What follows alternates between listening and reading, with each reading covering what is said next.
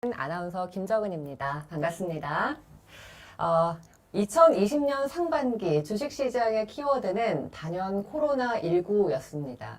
이 상반기를 지나서 하반기에도 여전히 영향을 미치고 있는 이슈겠죠. 이 주식시장이 앞으로 어떻게 흘러갈지, 그리고 앞으로 한 4달 정도밖에 남지 않은 이 2020년을 우리가 어떤 투자 전략을 가져가야 할지 많은 분들이 궁금하실 것 같은데요. 그래서 오늘 라이브 포럼의 주인공은요. 베스트셀러이시자 유튜버로도 활동 중이신 황춘혁 박사님 모시고 이야기 나눠보도록 하겠습니다. 안녕하세요. 네, 반갑습니다. 바쁘신 와중에도 이렇게 함께 해주셔서 너무 감사합니다. 오늘 유튜브 라이브 방송으로 지금 저희가 함께 시청자분들을 만나고 있기 때문에 많은 분들이 지금 기대를 갖고 접속을 해주셨어요. 그리고 또 온라인이다 보니까 채팅을 통해서도 또 양방향 소통이 가능하잖아요. 그래서 박사님에 대해서 궁금한 점이나 아니면은 뭐 이번 강의에 대해서 어떤 의견이라든지 이런 것들을 저희가 채팅을 통해서 또 받고 질문에 대한 답을 드릴 예정입니다. 박사님, 이 카메라를 향해서 이제 한 말씀 또 시청자분들께 해주시면 좋을 것 같은데요. 네, 안녕하세요. 홍춘욱입니다. 여러분 만나뵙게 돼서 대단히 반갑습니다. 이렇게 할까요? 네. 자, 우리가 코로나19 때문에 지금 이 시청자분들을 직접 만나 뵙지는 못하잖아요. 그래서 너무 아쉽긴 한데, 그래도 이렇게 온라인을 통해서, 채팅을 통해서 많이 소통해 주시면 더욱더 감사하겠습니다. 자, 그럼 박사님 본격적으로 좀 시작을 해볼까요? 네. 자, 우리가 시작은 하는데 좀 반가운 소식들은 아닐 것 같아요. 그죠? 워낙에 지금 글로벌 경제, 한국 경제도 힘든 시기를 보내고 있잖아요.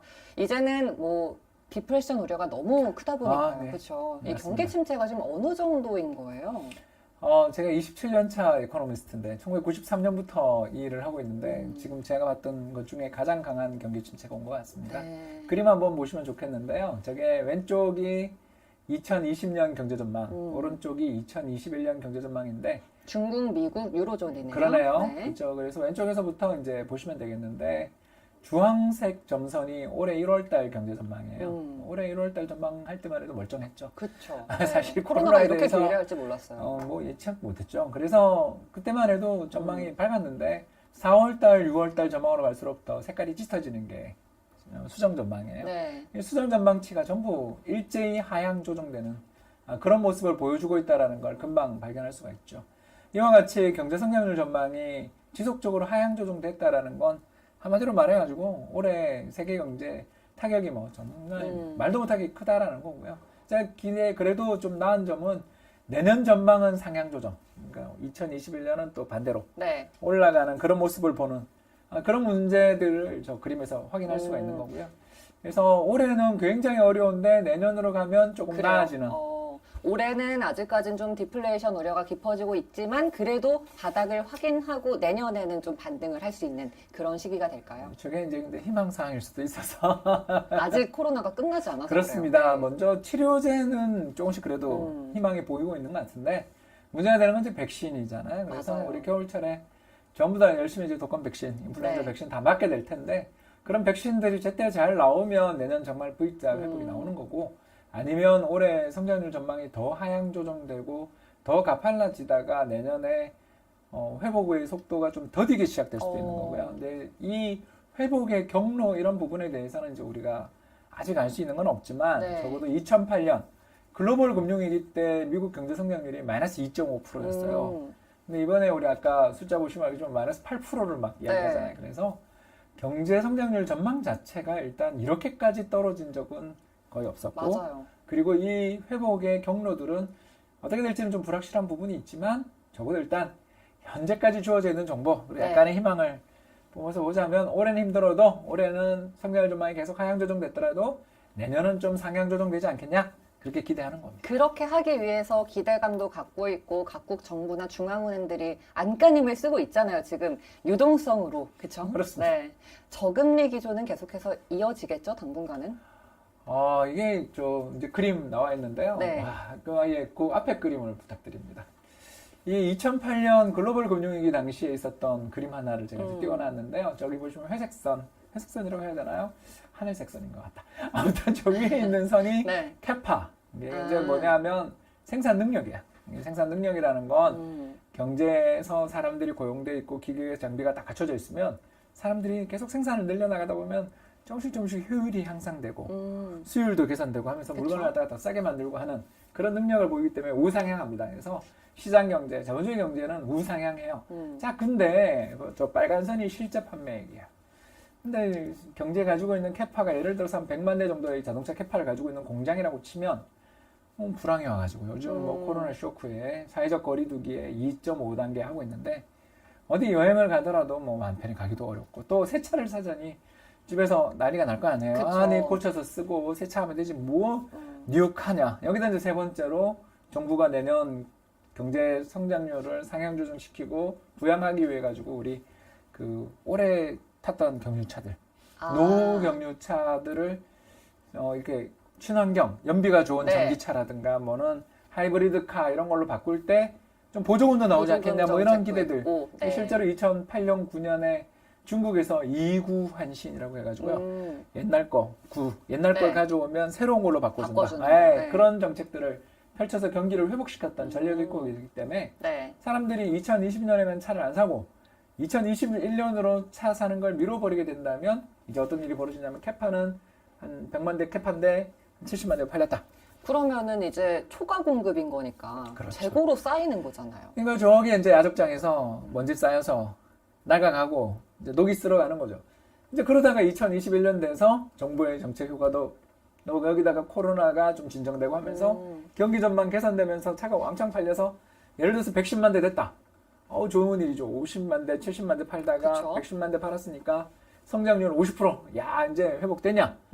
이러고 딱 보면 재고는 아까 얘기했잖아요. 30만 대 재고가 남아 있었는데 110만 대 팔았잖아요. 그러니까 생산 캐파가 그대로 유지됐다고 하더라도 무슨 일이 벌어지겠어요? 예, 야적장에는 차 아직도 20만 대가 비바람을 맞으면서 낡아가고 있는 거고 그 차의 재고 문제를 해결하기 위해서는 앞으로도 많은 시간이 걸리는 거죠. 그래서 지난 2008년 미국 글로벌 금융위기 이후에 네. 이런 재고 문제를 터는데 몇 년 걸렸냐면 총 7년 걸렸어요. 7년이요? 예, 그러니까 이게 뭐 정말 힘든 거죠. 그러네요. 7년이라는 시간이 지나서야 재고 문제를 털 수 있었기 때문에 이런 재고를 다 털고 난 다음에야 금리 인상했죠. 그래서 미 연준이 2015년 네.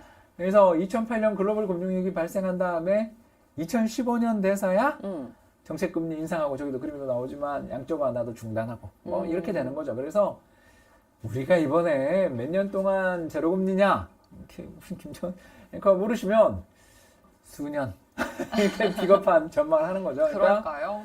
적어도 한 1, 2년 정도는 제로금리 시대를 우리가 살아야 되지 않겠냐. 그리고 좀 우리가 경제 전망이라든가 이런 것들이 또 후퇴될 만한 일들이 생긴다면 그때처럼 뭐 7년까지는 아니어도 수년 정도는 앞으로 우리가 제로금리 시대를 살아낼 수도 있다. 이런 생각을 좀 하게 되는 것이죠. 오죽하면은 연준에서도 물가를 너무 잡지 않겠다 이렇게 말을 하잖아요. 평균 물가 목표제. 그쵸. 이거 정말 네. 그 저희들 이코노미스트 사이에서만 컨퍼런스에서 잠깐 나오던 이야기였는데 이걸 연준이 거의 지금 받아들이는 방향으로 정말 가니 쓸 수 있는 카드를 다 써보자 이거잖아요. 맞습니다. 소비를 살려야 되니까. 그것도 그렇고 이제 인플레이션 기대도 유발시키고 뭐 여러 가지 이유로 그렇게 하겠죠. 일단 그만큼 아까 방금 말씀드린 것처럼 경제 내에 유유 설비 재고가 너무 많다 보니 네. 이 문제를 해결하기 위해서 어떻게든 좀 인플레 기대라도 야 앞으로 제품 가격이 오를 거야. 지금 사. 뭐 이런 이야기를 지금 좀 한다라고 보시면 되겠습니다.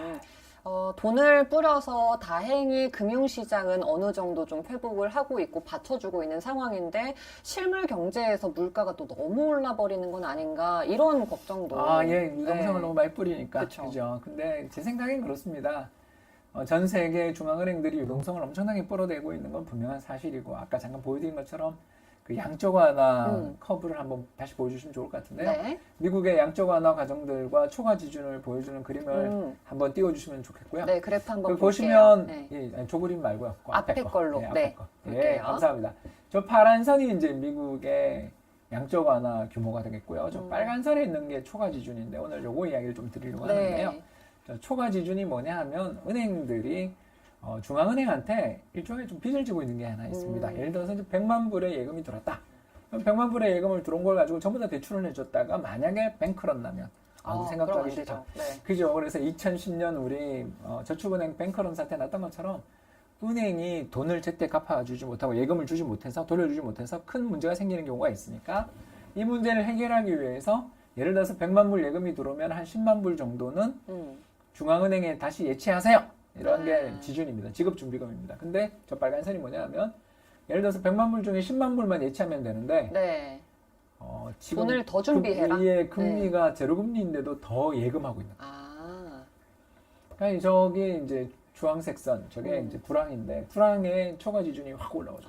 그러네요. 그냥 이게 무슨 일이냐면 양쪽 완화를 해가지고 중앙은행이 와서 내가 당신이 보유한 예를 들어서 김행커가 보유하고 있는 채권을 사줄 테니까 저한테 주세요. 그러면 김행커가 저한테 채권을 주잖아요. 네. 그러면 김정은 앵커가 저한테 준 채권 대신에 저는 김정은 앵커한테 돈을 주잖아요. 그렇죠. 이해되죠? 이게 네. 양적 완화예요. 그래서 양적 완화를 통해서 김정은 앵커가 갖고 있던 주식이라든가 채권이라든가 이런 게 전부 다 저한테 와서 자산으로 쌓이고 저는 돈을 주면 우리가 이런 양적 완화를 하는 이유가 뭐냐면 김정은 앵커가 저 돈을 받았으니까 그걸 들고 회사채를 사든가 대출을 해주든가 투자를 하기를 바라는데 아이고 저 됐고요 하고서 중앙은행에 다시 예금 다시 돈 넣을게요.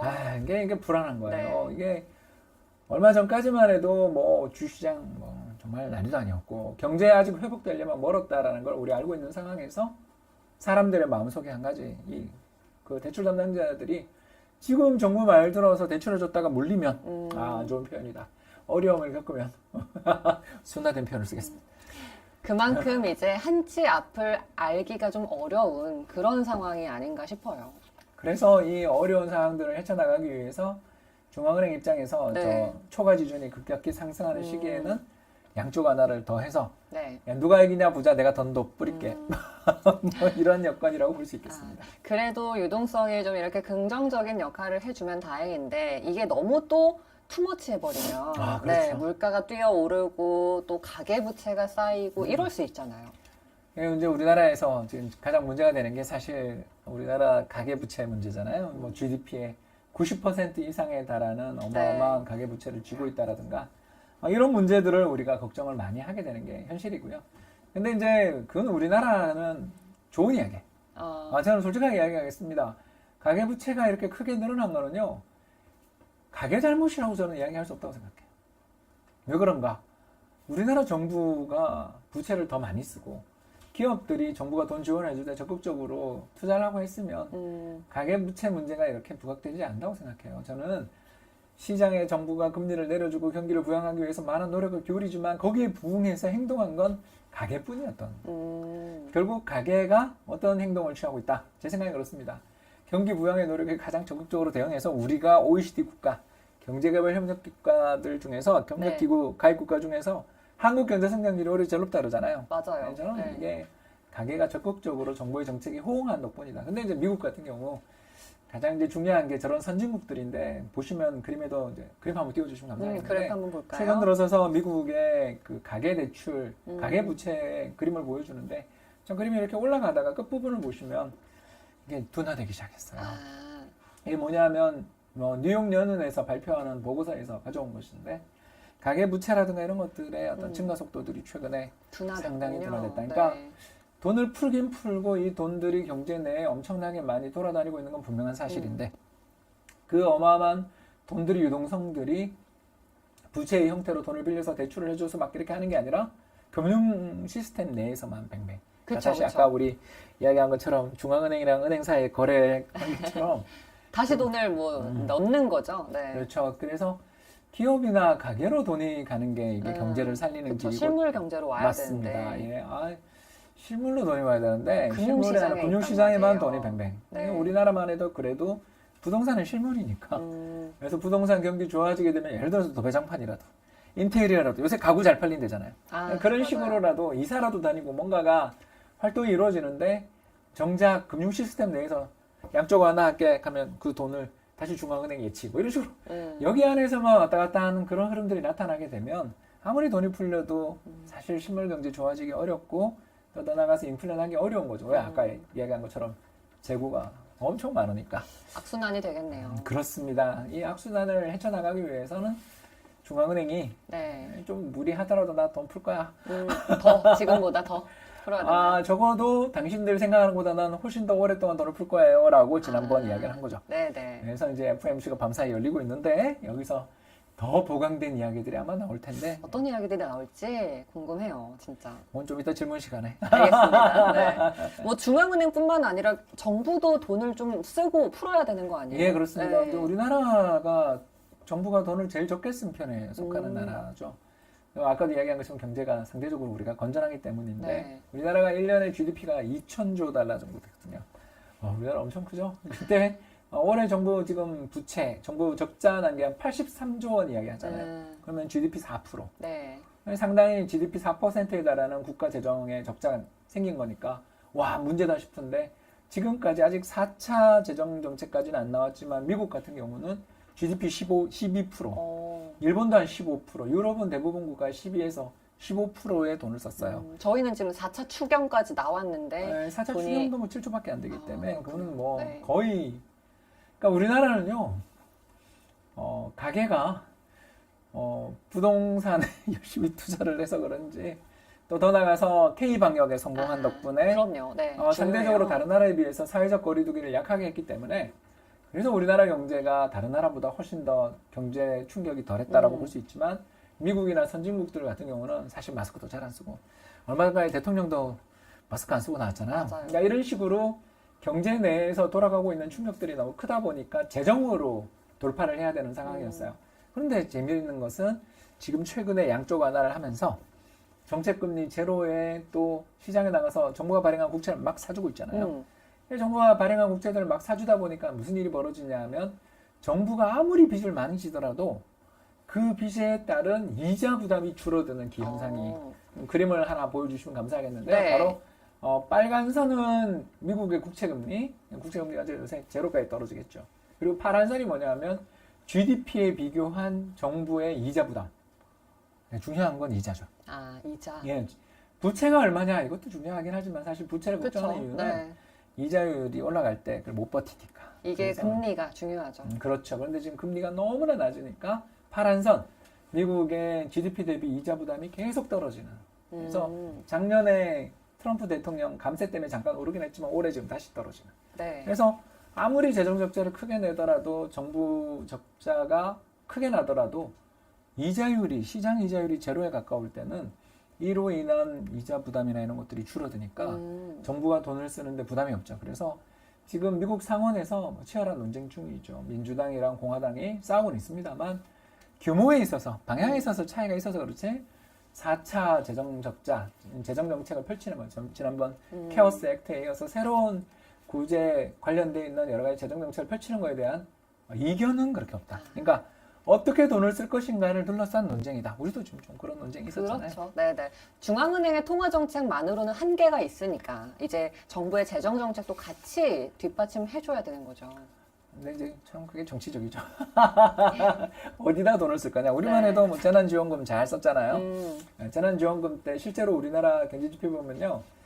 4월달 이후부터 5, 6월 지표가 좋아졌다가 반짝 소비가 살아났죠. 그러다 7월부터 네. 다시 나빠졌거든요. 이번에 2차 재난지원금이 이제 또 얘기가 나오니까. 효과가 있어야 될 텐데 그렇죠. 아무튼 간에 제가 말씀드린 것처럼 이런 정책의 재정 정책의 효과는 단호하게 그리고 즉시 신속하게 뿌리면 효과가 있다. 그리고 그런 것들 측면에서 볼 때 최근 연준을 비롯한 전 세계 중앙은행들이 제로금리 정책을 펼치는 이유는 자 우리는 많이 했다. 그러니 정부 바톤을 받아라. 네. 너네 돈 좀 뿌려라. 이런 이야기를 하고 있다고도 볼 수 있겠습니다. 네. 지금 저희가 계속해서 얘기를 나누고 있는데 많은 분들이 채팅에 맞습니다. 참여를 해주고 계세요. 예, 진짜 댓글 많이 잠깐 달렸네요. 네, 좀 예. 볼까요? 박사님께 이제 525분이 궁금한 나오셨네. 게 참 많은 것 같아요. 네, 아유, 저한테 답을 다 할 수 있을지 모르겠는데, 뭐, 우리 김정은 앵커 하나 골라주세요. 제가 답을 제가 열심히 한번 해보겠습니다.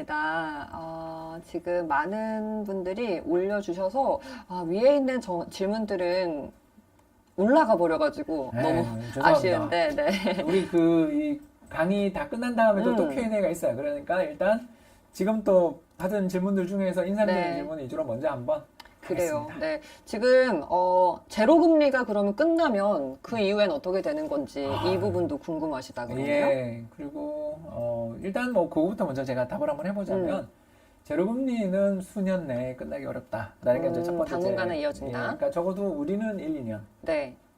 그리고 미국은 수삼 년 정도 굉장히 어정쩡한 기간을 제가 이야기하고 있죠. 왜 그러냐면 우리는 환율이 걸려 있어서 그래요. 그러니까 음. 우리나라는 달러에 대한 원화 환율이 맨날 문제가 생기면 급등하잖아요. 네.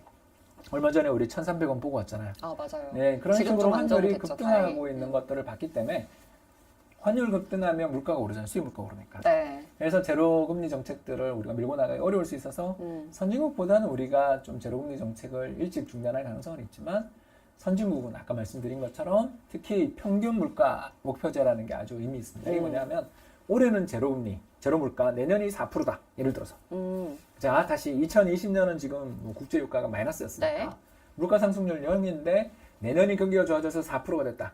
자, 그러면 보통 때는 물가 안정 목표가 2%니까 4% 물가가 발생하면 금리 인상했겠죠. 근데 평균 물가 목표제는 뭐냐면 올해랑 내년 물가를 평균한다는 뜻이에요. 그럼 올해 0, 내년 4면 평균 2죠. 그쵸. 그럼 내년에 금리 인상 안 한다는 뜻이에요. 아.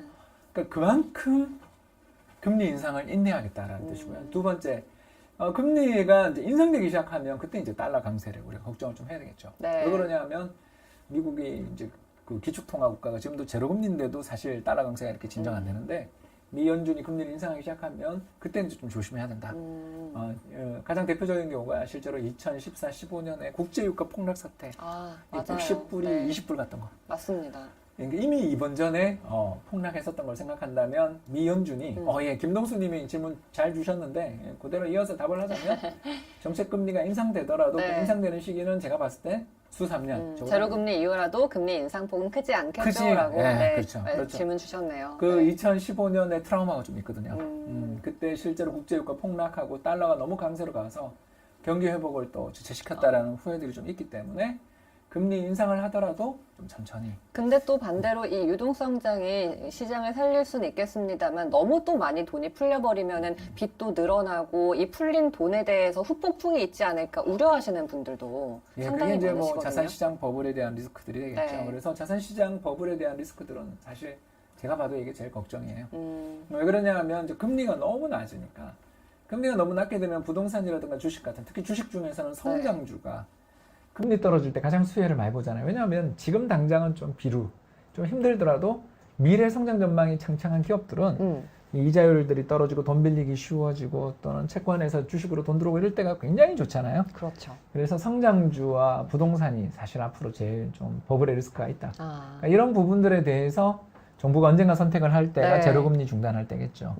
그러나 아직까지는 인내할 것 같다. 제 생각에는 적어도 올해 내년 정도는 좀 인내할 가능성이 있지 않냐라는 네. 그런 생각을 좀 하게 됩니다. 지금 김동수님이 또 올려주신 게 아니 다른 분 같은데? 다른 분인가요? 제가 성함을 예, 박형근님께서 예, 그렇습니다. 제로금리가 모두 행복하게 하는 거냐 아유, 이렇게 그렇지 않죠. 올려주셨어요. 제로금리는 불행의 결과입니다. 왜냐하면 이 제로금리가 장기화되면 경제의 문제가 아까 첫 번째 문제가 뭐였냐면 버블 리스크, 네. 그죠? 두 그쵸. 번째가 뭐냐면요, 경제가 영영 잠겨버릴 수도 있습니다. 서브마린 된다고 저희들. 아예 정말 수면 아래로. 왜 그러냐면요, 그 사람들이 아주 제가 편하게 이야기할게요. 제가 좀 부자예요. 나 지금 환상을 지금 하고 있어요. 네. 저 굉장히 부자인데 상속세 내기 싫어요. 자, 그러면 어떻게 하게 됐어요?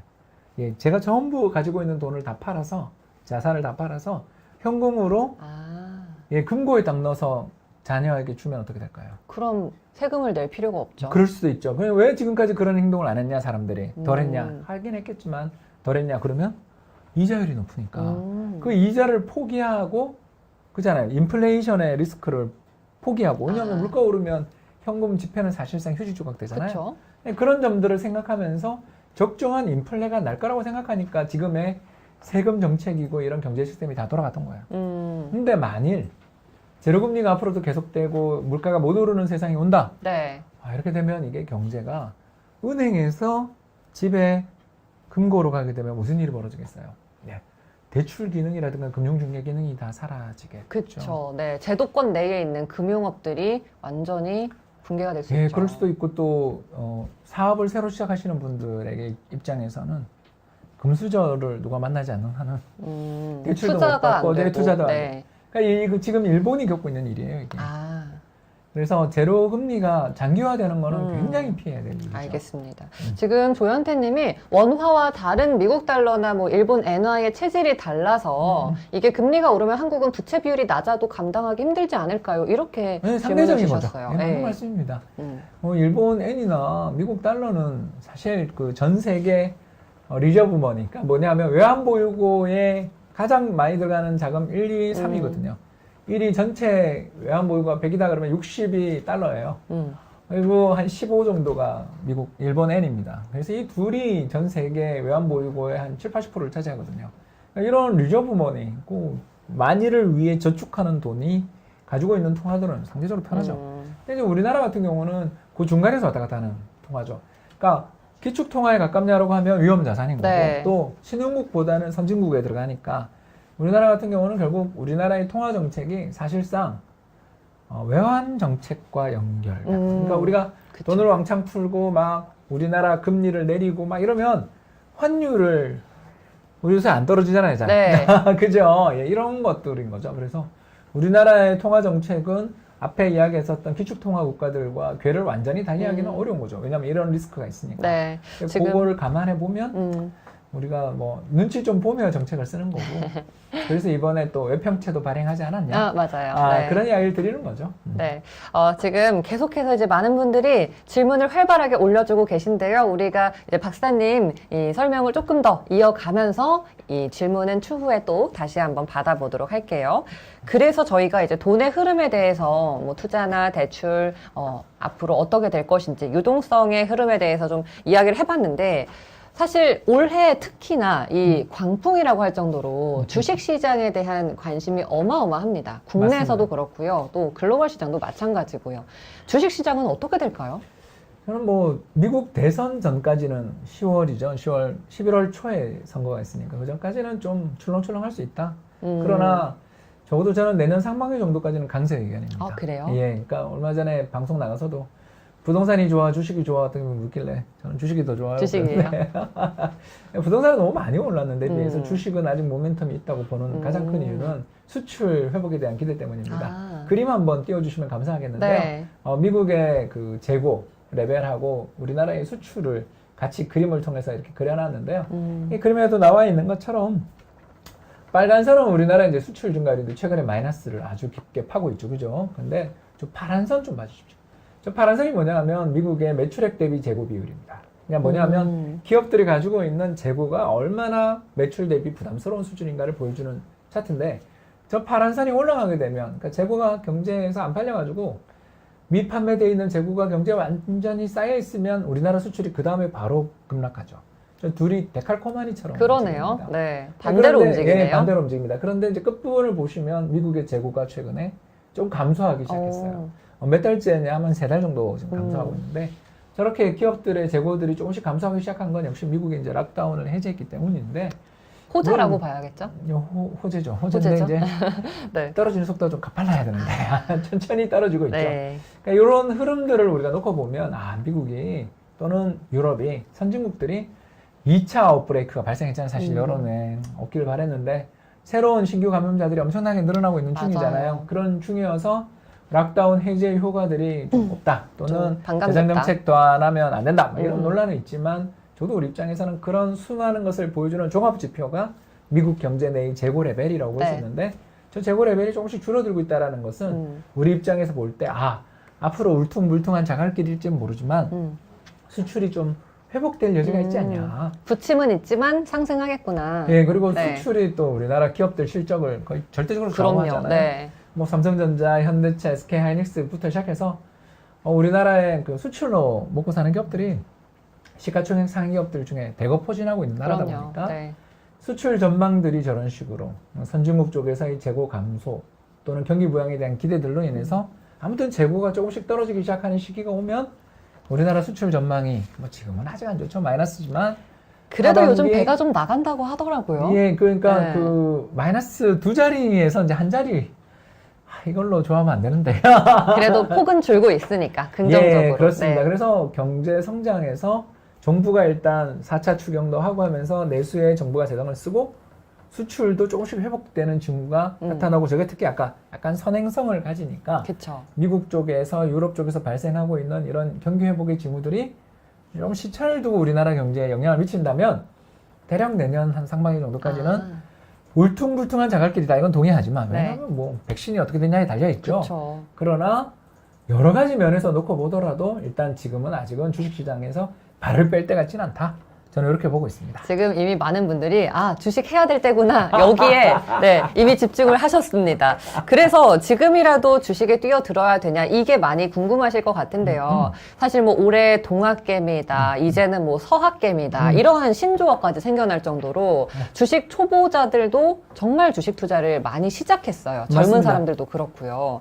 지금도 괜찮아요? 예, 저는 괜찮다고 봅니다. 일단 뭐 얼마까지 간다 이건 뭐 저도 모르는 얘기지만 주식시장에 대해서 참여하는 거에 대해서는 저는 울퉁불퉁한 자갈길이다. 이제 이 말씀을 잠깐 들었던 이유는 3월에 4월에 들어가는 게 최고였죠. 근데 이제 이미 주식시장은 많이 올랐고 경기가 회복될 거라는 기대는 주가에 많이 반영됐기 때문에 이제부터는 제가 봤을 때는 올인보다는 네. 좀 분산하는 그죠. 그리고 동학개미만 하지 말고 서학개미도 하고 또 주식만 하지 말고 달러 자산에 대한 투자들도 좀 해보는 그런 분산된 전략을 좀 쓰는 게 좋을 것 같아요. 제가 이제 이런 말씀을 좀 드리는 이유는 우리나라 주식시장이 변동성이 좀 커요. 그래서 경기 모멘텀이 좋을 때는 주식시장이 좋습니다. 그래서 저는 주식시장에 대해서 여전히 출렁출렁거리고 그러더라도 네. 그냥 주식시장에 맞물려 있는 게 마음 편해요 라는 의견을 가지고 있지만 왜 울퉁불퉁한 자갈길이냐 이 말씀을 잠깐 좀 드리자면 우리나라 기업들이 이 배당을 너무 하죠. 배당, 네. 예, 그림 한번 보여주시면 감사하겠습니다. 네. 국내 주식 좀 박스권도 많았고 또 배당도 좀 약하고 그러다 보니까 요즘은 해외 주식도 많이 좀 찾으시는 것 같은데요. 그래도 조금씩 주주 친화 정책이 나오긴 해요. 근데 아직 부족하다. 네. 저 빨간 선이 ROE라고 해가지고요. 이제 우리가 가지고 있는 자산, 자기 자본이 있잖아요. 그 자기 자본을 가지고서 이익을 얼마 뽑아내느냐. 이 수익성입니다. 근데 안타깝게도 2012년이 고점 같죠. 11년, 12년. 그러네요. 네. 계속 흐르고 있어요. 줄줄줄 흐르고 있는데 그에 비해서 배당 수익률은 올라가긴 올라가는데 오르는 속도가 영 안 보입니다. 그래서 이런 걸 보면 우리 경제 주식시장이라는 게 예전에는 저렇게 ROE, 기업의 수익성 수준이 높을 때는 뭐 배당 안 해도 우리는 참을 수 있었어요. 뭐 기업이 성장하면 되니까.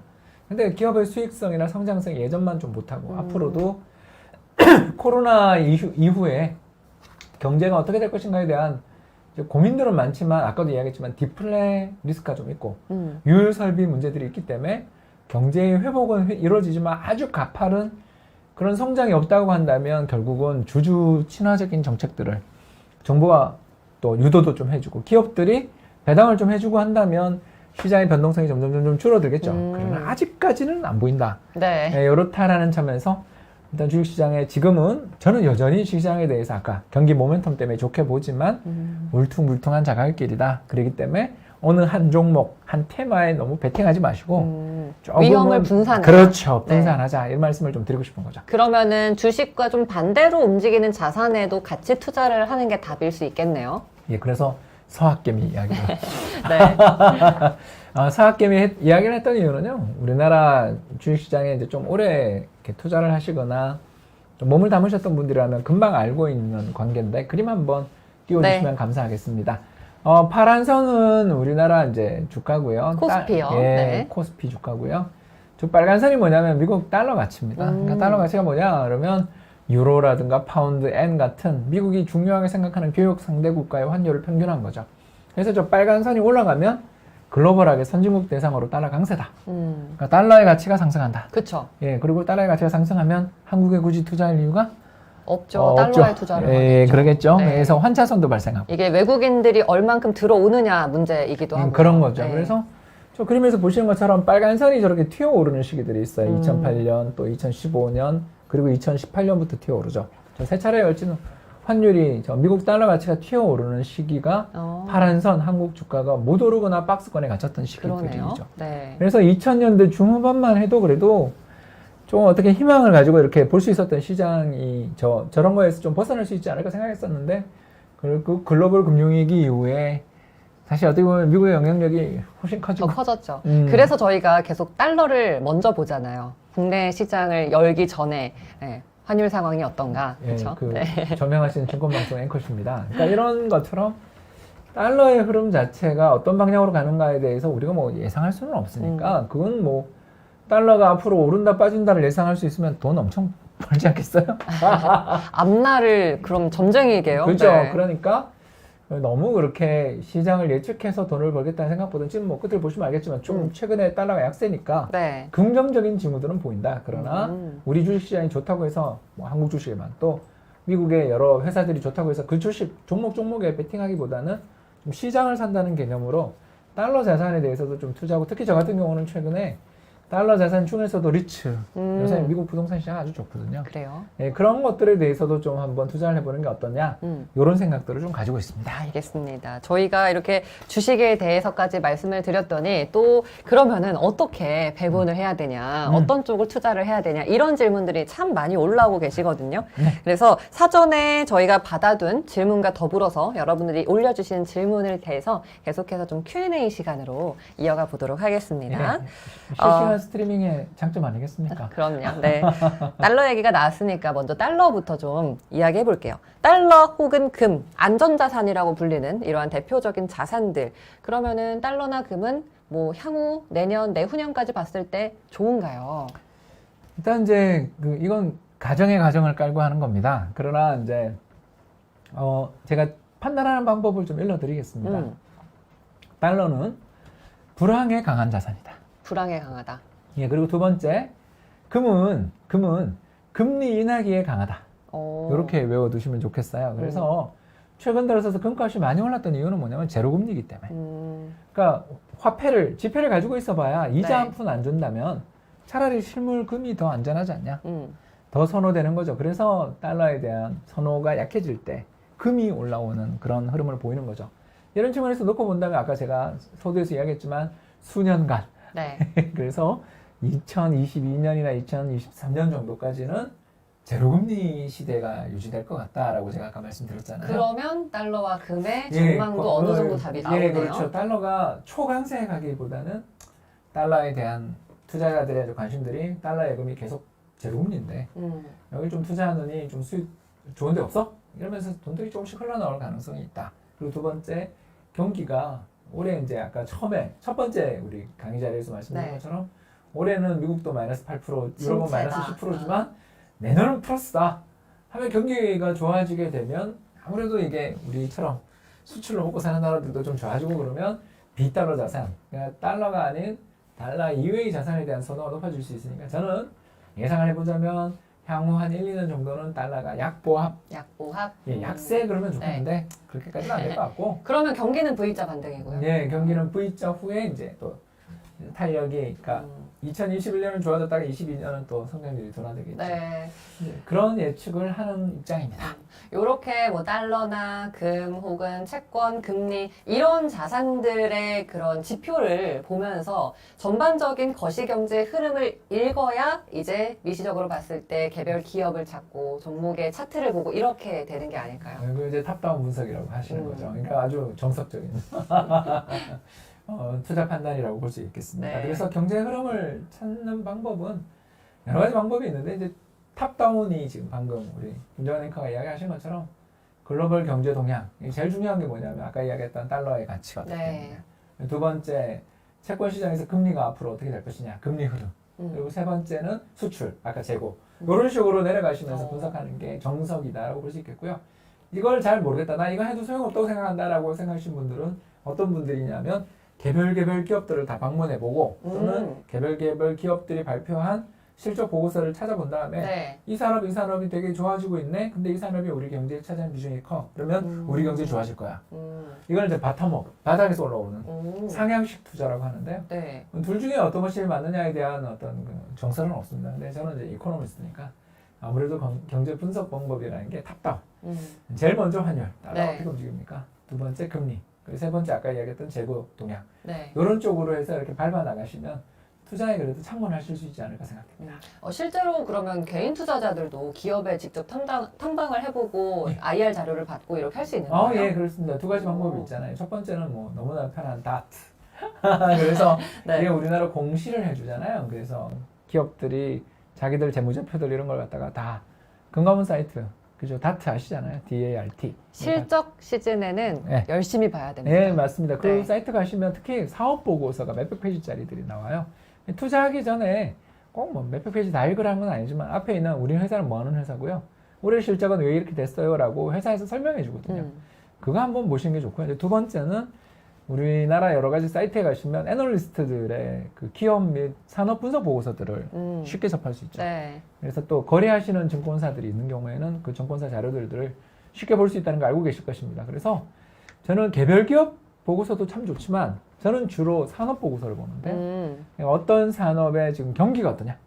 예를 들어서 뭐 이렇게 OTT가 요새 뭐 넷플릭스 또는 디즈니 플러스가 네. 엄청나게 좋고 거기에 한국 또 컨텐츠 프로바이더들이 1등이다. 뭐 맞아요. 아시아 1등이다 이러잖아요. 그러면 그런 기업들에 관련돼 있는 보고서를 찾아보면 어떤 기업들이 여기서 연결돼 있고 어떤 산업 내에서 위치를 차지하는지를 좀 이렇게 일목요연하게 볼 수 있으니까 맞아요. 그걸 보고 다시 다트를 들어가 보거나 또는 뉴스 검색을 해보는 식으로 찾아보시는 걸 추천드립니다. 뭐 너무 어렵다 하면은 이런 건 어때요? 저희 사이에 이렇게 아크릴판이 놓여 있잖아요. 워낙 코로나 때문에 방역에 좀 민감하다 보니까 이런 판이 요즘은 정말 국회에도 놓여 있고요. 뭐 스튜디오에도 있고요. 공공기관 장소에는 많이 놓여 있는데 그러면 이 아크릴판을 만드는 기업은 지금 그렇죠. 매출이 엄청 늘어나겠구나. 이렇게 생활 속에서 내 주변에서 찾는 것도 좋을 것 같아요. 이게 바로 피터 린치 투자법이라고 저희들이 부릅니다. 그래서 피터 린치가 어디 투자하러 가기 전에 식당을 투자하기 전에 제일 먼저 가서 딸들 데리고 가서 먹었다 그러잖아요. 그런 것처럼 자기 주변에서 접할 수 있는 기업들 중에 관심을 가지고서 거기서 검색해 나가는 것도 충분히 좋은 투자 방법이라고 생각합니다. 생활 속의 투자 아이디어로. 네. 맞습니다. 저희가 지금 계속해서 Q&A 시간이에요. 여러분들 이 채팅창에 궁금하신 점 올려주시면 저희가 실시간으로 답변을 좀 해드리도록 하겠습니다. 저희가 또 미리 받아놓은 질문이 있는데 이거 어떻게 생각하실지 저도 궁금하네요. 연수익률 10%를 목표로 한다면 박사님의 경우에는 자산 배분을 어떻게 하실 것 같으세요? 예, 그 주식 비중 70% 정도. 주식을 가장 많이 담고 주식 비중을 70% 하고 나머지 30% 정도를 채권이나 채권에 비슷한 자산으로 투자를 하게 되는데요. 이렇게 해도 10%를 기록하기 어려운 건 사실입니다. 그건 운이 따라야 되죠. 근데 이런 식으로 공격적인 투자를 통해서 어마어마한 성과를 기록한 전 세계적인 펀드가 두 군데 있습니다. 제가 가르쳐드리려고요. 첫 번째는 노르웨이 석유기금입니다. 예, 들어보셨죠? 세계 제2위의 연기금이고요. 이 노르웨이 석유기금은 1970년대에 노르웨이 인근 바다에서 대륙붕에서 어마어마한 잭팟이 터졌습니다. 예, 기름이. 예, 석유 위기 중에 유가가 그렇게 급등하는 중에 이 유전이 터졌으니까 노르웨이 사람들 얼마나 좋았겠어요. 그런데 이 노르웨이 사람들이 대단한 게 여기서 걷어들이는 모든 석유는 국내로 가져오지 않고 전부 다 달러로 대금을 받았을 거 아니에요.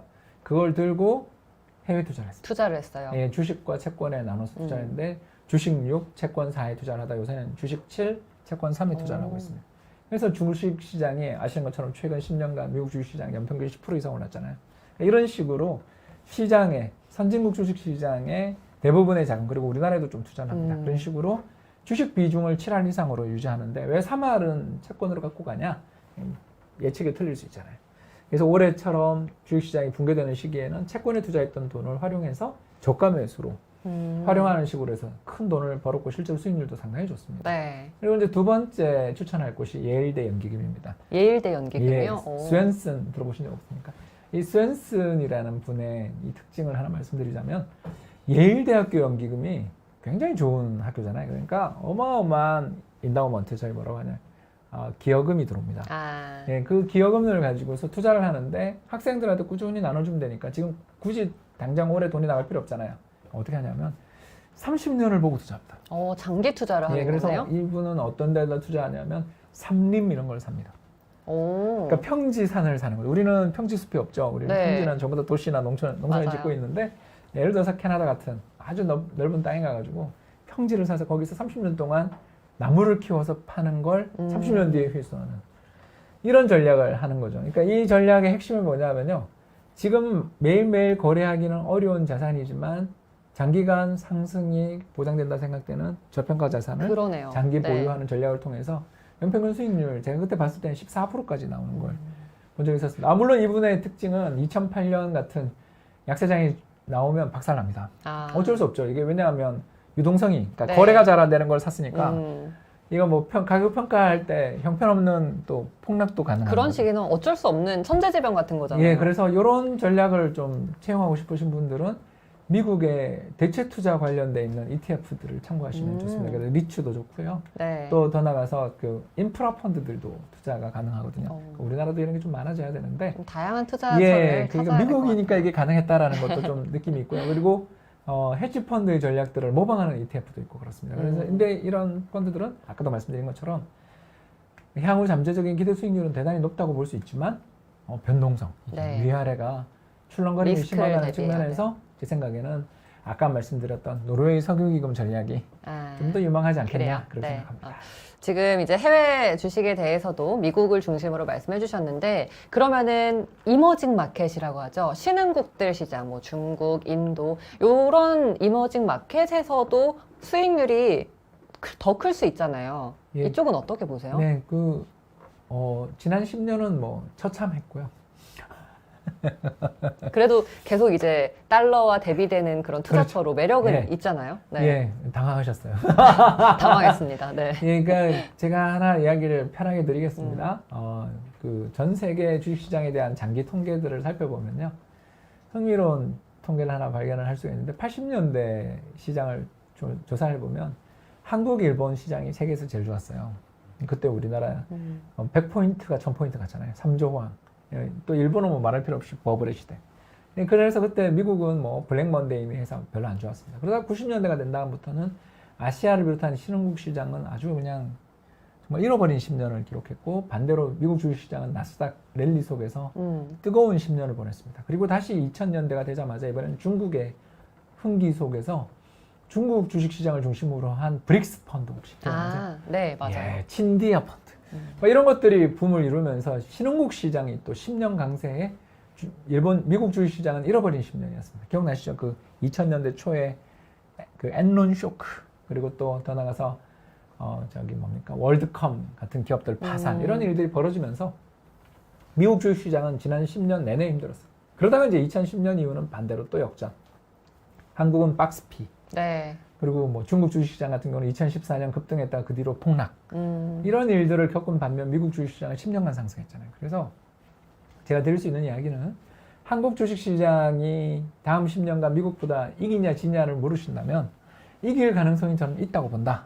그러나 10년 주기로 지금까지 움직였는데 앞으로도 계속 10년이 된다는 보장은 어디도 없죠. 아. 이제부터 20년 될 수도 있는 거잖아요. 그럼 우린 모르는 거죠. 그래서 제가 드릴 수 있는 것은 이런 장기적인 시장의 흐름 자체에 대해서 베팅하는 건 너무나 리스크가 크다. 그러면 우리는 한국 사람이니까 한국 주식시장에 이미 우린 투자를 꽤 하고 계실 거 아니에요. 그죠? 네. 그러니까 한국 주식시장도 투자를 하고 또 미국도 하자.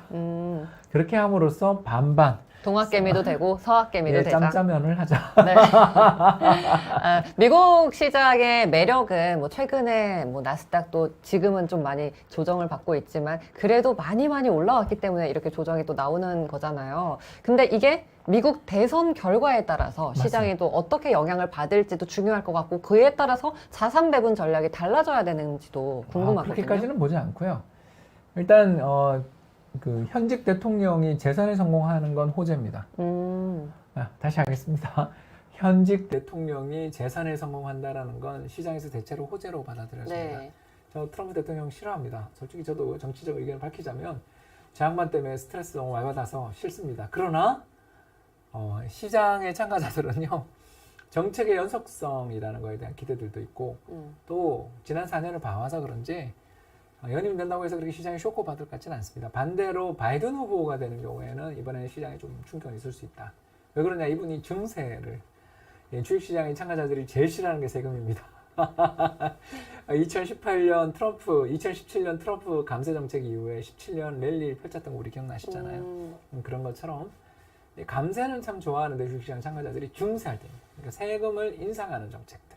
특히 바이든 후보가 가지고 있는 부자 증세에 대한 것에 상당히 영향을 받는 게 주식시장의 참가자들 중에 부자들이 좀 많잖아요. 뭐 워렌 버핏 할아버지부터. 그래서 투자의 이런 기제죠. 네. 그 세계의 손꼽히는 부유한 분들은 미국 주식에 대해서 어마어마하게 투자를 하고 있기 때문에 물론 세금 정책에 대한 리스크들은 있다. 그런데 이제 반면에 저희들이 기대하는 거는 바이든 후보가 만약 된다면 미중 무역 분쟁이 완화될 수 있으니까 우리 신흥시장은 좋은 거 아니냐. 이런 분석들이 좀 엇갈리고 네네. 있습니다. 그래서 저는 이 부분에 대해서는 편하게 이야기하겠습니다. 중립 정도로 놓고 있어요. 그러니까 선거 전까지는 분명히 좀 안 좋습니다. 이게 선거 직전에 좋았던 적이 별로 없어요. 그래서 시장이 아까도 울퉁불퉁할 거다고 제가 말씀드린 겁니다. 그러니까 펀더멘탈은 좋아지나 시장의 단기 전망은 좀 변동성이 있다고 보는 게 네. 이 대선 때문인데 대선이 끝나고 나면 또 그 리스크들이 반영되고 나면 이게 또 괜찮지 않냐. 그래서 저는 경기 전망이 더 중요한데 적어도 현재 경기는 나쁘지 않고 또 누가 되더라도 이번 대선을 전후해서 또 내년 경기 부양을 위한 대규모 재정정책 가능성이 있기 때문에 일단 선거 전이 어렵지 선거 후는 누가 되든 그렇군요. 일단 긍정적으로 보고 있습니다. 네, 저희가 이제 시장에 대해서 좀 어느 정도 리딩을 했으니까 남은 시간에는 좀 산업별로 조금 더 들어가면 좋지 않을까 싶어요. 코로나가 참 많은 산업의 지형을 바꿔놓기도 했고요. 네. 그렇죠? 포스트 코로나 때 이제 유망한 언택트라는 그런 산업도 뜨고 4차 산업혁명의 물결이 더 본격적으로 일고 있는 것 같거든요. 박사님이 보시기에 향후 내년, 뭐 내후년 좀 유망한 산업은 어떤 게 있을까요? 저는 성장주 장세가 계속 된다고 봅니다. 그래요? 네, 여러분 죄송합니다. 왜 그러냐면 금리가 낮아서 그렇거든요. 이게 핵심입니다. 그러니까 금리가 낮다라는 걸 다르게 설명을 하면 성장률은 모르지만 물가가 안 오른다는 뜻이거든요. 그러니까 물가가 안 오르면 자산을 가지고 계시는 기업들, 그러니까 그 보유하고 있는 설비나 토지나 이런 게 되게 많은 기업들은 이게 좀 어렵죠. 자산에 무겁죠. 예, 네. 무겁죠. 거기다가 또 우리나라도 그렇고 미국도 그렇고 이 그 금리가 잘 안 오르고 빠져 있을 때 금융산업이 좋기가 좀 어렵죠. 여러분 요새 느끼셨을 거예요. 그죠? 네. 저도 뭐 은행에 다녔던 이코노미스트로서 이 참 금리 빠질 때 금융권이 좀 어렵습니다. 이게 이런 장기적으로 볼 때 미래는 밝다고 볼 수 있는 산업을 가지고 있더라도 경제 자체에 모멘텀도 없고 성장률 자체가 올해 빠진 걸 내년에 다 복구를 못하는 이런 흐름이 되면서 제로금리, 저금리 시대가 계속 될 때는 이게 성장주가 즉, 그 아주 얼어붙은 벌판에 네. 나무 한 그루가 서 있는데 그 나무에 예를 들어서 사과가 매달려 있다. 얼마나 귀합니까? 그럼요. 이 네. 태풍에 떨어지지 않은 나무 뭐 이런 걸 이야기하잖아요. 그죠? 이런 것처럼 희소하죠. 그래서 이 불황이 닥칠 때는 불황에서도 이익을 낼 수 있는 기업들에 대한 투자자들의 프리미엄, 피를 많이 주는 거죠. 그러니까 우리 좋은 입주권에 대해서 피 몇 억씩 주잖아요. 네. 그런 것처럼 앞으로 저성장 시대다라는 생각을 좀 가질 때 성장을 유지할 수 있고 디플레가 벌어져도 이 회사는 매출이 늘어날 거야라는 기대를 줄 수 있는 기업들은 여전히 시장에서 우위에 있지 않냐. 근데 이제 우리가 여기서 판단해야 될 건 불황이 오더라도 돈을 벌 거야라는 기대만으로 가는 게 아니라 그거를 입증해 주지 못하면 그럼요. 성장주는 굉장히 위험하거든요. 그럼 고평가 부담이 되는 거죠. 네, 그렇습니다. 그래서 그 기업 이익이 안 나오는데 계속 기대만 갖고 가는 기업들에 대한 투자는 저는 그건 성장주 투자라고 보기는 어렵다. 이렇게 보는 거죠. 그럼 실적이 뒷받침해줘야 되는 적어도 거예요? 개선되는 징후라도, 그러니까 적자가 줄어들거나 네. 또는 전체적인 순이익은 안 나더라도 영업 부문의 현금 흐름은 개선돼야죠. 그거는 가장 중요한 잣대 중에 하나라고 네. 할수 있습니다. 지금 또 많은 분들이 이렇게 질문을 올려주고 계신데 박사님에 대한 이제 의견도 올라옵니다. 피드백. 박사님 강의 너무 명쾌하다. 너무 좋다. 좋은 말씀 잘 듣고 있다. 이런 글도 많이 올라오고요. 내일 주식시장에 대해서 또 궁금해하시는 분도 많으신 것 같습니다. 저희 지금 시간이 한 6분, 7분 정도 남았는데요. 질문 거의 마무리가 되고 있는데 마지막 질문 좀 드릴게요. 금융당국이 신용대출에 대해서 핀셋 규제를 좀 강화하고 있는 그런 흐름인데 이게 주식시장에 얼마나 영향을 줄까요? 네, 악영향이 있습니다. 악영향이라고. 근데 이제 네. 이게 아까도 이야기했던 물퉁물퉁에 해당되는데요. 여러분, 제가 그냥 이 일을 27년 해오면서 느낀 건데 신용융자나 마이너스 통장을 많이 끌어오면 그때는 좋은데 그 뒤에 후유증이 항상 있어요. 이 청산될 때. 우리 3월에 기억 안 나세요? 신용융자잔고가 순식간에 하루에 1조씩 주는 날도 깜짝 있었어요. 놀랐어요. 네, 네. 그때가 제일 주가 힘들거든요. 그래서 정부가 이렇게 규제에 들어가면 당장은 좀 에너지가 떨어지는데 대신 시장의 숨이 길어져요. 그러니까 이게 생명력이 길어지는. 그래서 아까 제가 말씀드린 게 정부의 규제는 저는 거의 확실하다고 보거든요. 신용융자나 마이너스 통장 관련해서 특히 이게 부동산으로 연끌하는 걸 막으려고. 네. 그래서 1억 이상 막 이런 거액 신용대출 이런 거에 대한 브레이크가 지금 굉장히 강해지고 있거든요. 이런 측면들은 좀 각오를 하셔야 된다. 이게 정부가 이번 가계부채 통계를 보고서 좀 적극 대응 가능성이 있어서 요걸로 인한 시장에 좀 변동성은 있을 수 있다. 그러나 전체로 보면 펀더멘탈 계산되는데 자금의 성격들도 좀 이렇게 빚을 내서 들어오는 것보다 네. 안정적으로 들어온다는 측면에서 긍정적인 면도 있다. 다만 이 금융권은 조금 일시적인 충격이 있을 수도 있죠. 일단 뭐 당연히 대출과 직접적인 관련이 있다 보니까 네. 그럼 마진으로 연결되잖아요. 그렇죠, 네네. 알겠습니다. 저희 지금 시간이 거의 다 됐죠. 네. 많은 분들이 이제 질문을 더 올려주셨는데 저희가 시간 관계상 다 해드리지 못해서 너무 아쉬운데 박사님 마지막으로 좀 한 말씀 좀 해주시면 좋을 것 같아요. 전략이라든지 아니면 어떤 조언이라든지. 저 개인적으로 조금 요새 어떻게 하는지를 말씀드리는 게 좋을 것 같은데요. 저는 기본적으로 부동산을 굉장히 좋게 봤던 사람이었는데 이제 올해부터는 부동산보다는 주식이 더 매력적이다라는 생각을 좀 많이 가지고 있습니다. 왜 그러냐면 이제 부동산은 그동안 너무 많이 올랐고 무엇보다 최근 들어서서 이제 이 가격이 너무 가파르게 오를 때는 좀 피하는 게 좋다. 두 번째 주식에 대해서는 저는 긍정적인 모드지만 앞서 말씀드린 것처럼 한 종목 한 섹터에 대해서 이거 베팅하는 것도 좋지만 좀 이렇게 글로벌하게 분산하는 것도 해외 ETF도 매매하기 굉장히 재밌거든요. 재밌습니다. 너무나 다양한 종류의 ETF들이 있고 그러니까 종목 투자도 재밌지만 산업에 대한 분석을 가지고 탑다운으로 그렇게 좀 투자를 해보시면 저는 이번 기회가 오히려 여러분들한테 위기가 기회가 될 수 있는 네. 성공적인 투자의 기억으로 남지 않을까 기대해 봅니다. 네, 알겠습니다. 자, 이렇게 많은 분들이 또 실시간 채팅으로 함께 해주셨는데요. 평일 저녁 시간임에도 불구하고 이렇게 많은 참여해주셔서 정말 다시 한번 감사드리고요. 오늘 라이브 포럼만으로는 부족함을 느끼시는 분들이 분명히 많이 계실 것 같습니다. 뭐 주식 이외에 부동산, 펀드, 해외 주식까지 다양한 금융 분야에 대해서 알고 싶으신 분들은 우리 한국금융연수원의 KBI 튜브 홈페이지에 방문해서 원하시는 정보 많이 얻어 가셨으면 좋겠습니다. 저희는 그럼 여기서 인사를 좀 드려야 될 것 같습니다. 너무 벌써 아쉽죠? 끝나나요? 네. 네, 여기서 인사드리고 또 다음 기회에 시청자분들 다시 한 번 더 찾아뵙도록 하겠습니다. 이것으로 KBI 튜브 포럼을 마치도록 할게요. 함께해 주신 여러분 고맙습니다.